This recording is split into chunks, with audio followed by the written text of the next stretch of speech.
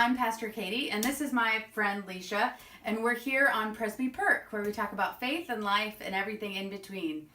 Today, we're talking about race in Manhattan, and I know this is a kind of tough subject to really talk about, but Leisha's been sharing with me about what it's like to be African American here in Manhattan, Kansas. So, what would you say about that if you want to tell other people what it's like?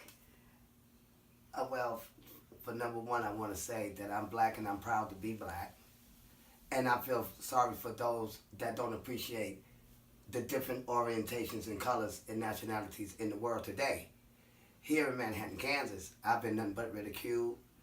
A black nigger named Carl ran off the corner. I was a crossing guard for 3 years. They ran me off the corner. They told me I had no business crossing they white kids with my black hands. That was the word. That's exactly how they worded it. I'm a strong black woman, and I'm a true to form woman. And the words, they do hurt. It does hurt. But you take the bad and make it good. Make good out of it. You understand? I'm glad they asked me to talk about this, because this is a subject probably another African American probably wouldn't even want to talk about. But I don't have no shame. Again, I'm proud to be who I am. I just think that they are ignorant in how you handle that. You just look at them and tell them, you have yourself a nice day. Because I'm not sorry that I'm not sorry that I'm black, and I'm not sorry that you're white. You can't help it because you was born white. I can't help it because I was born black. But now if you sit down and listen to me, maybe we can talk about this. Then you wouldn't look at me as color. You understand what I'm saying? We would start to listen to one another. And that's what I think that we need today, is what we need. Get white, black, and get us together in one room. And let everybody sit down and just discuss why is color so important to you? Why is it such a negativity? What does color mean to you? It never meant nothing to me. I wasn't raised that way. I don't know nothing about white except for the person. All I know is their name, and that's what I would call them. For instance, you, Katie. You're Katie. You're not Katie, the white lady. Thank you. And you're my friend Leisha. That's right. Well, what you've said is very important to me, because I think it's easy to pretend in our happy, strong community that there is not a problem. To act like that we're welcoming of all people, when many of us want to say that. We do say that. We try and live it out each day.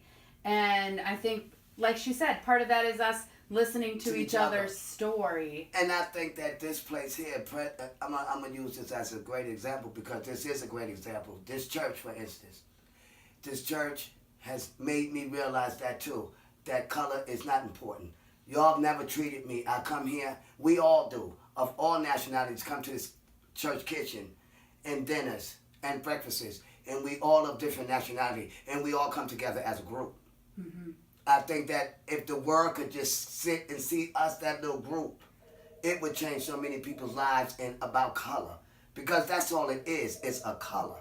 It's not the person inside of that skin.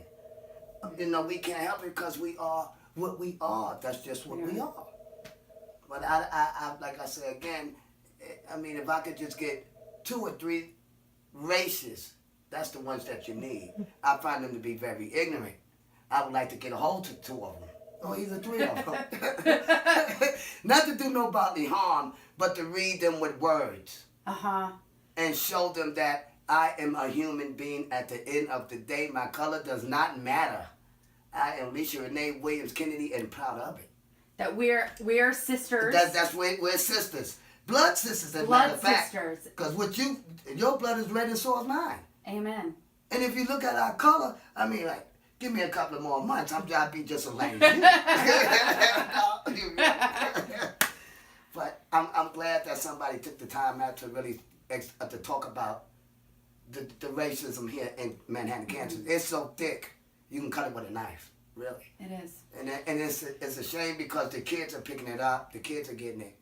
In school, they're being ridiculed. My grandsons, for instance, little black kids, little dirt dobblers, because they're black. Nappy hair, peasy head. You know, all that, still in our 21st century. I mean, that's what I'm saying. Manhattan, Kansas. You know, I'm serious. I'm in my 50s. And I've never, ever, in all my life of living, have ever had anybody call me out of my name.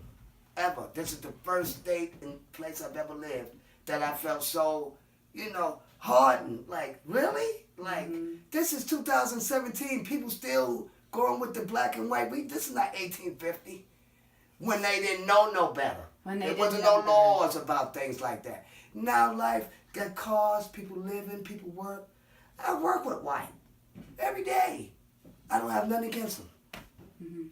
I mean, there's only 2 blacks at the job I work at right now. Everybody else is white.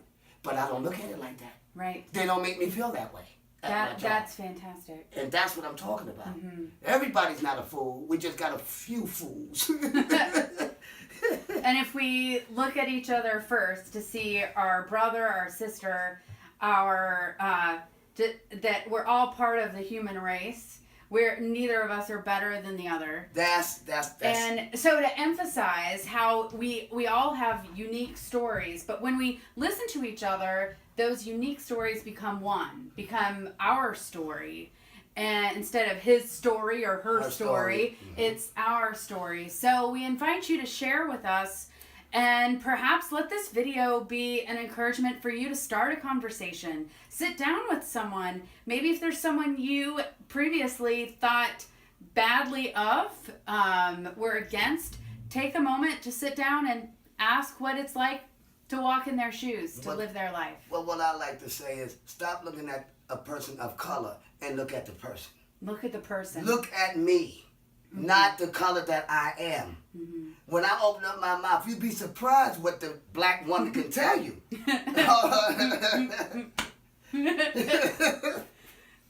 That when we look at each other, we see a beloved child of God.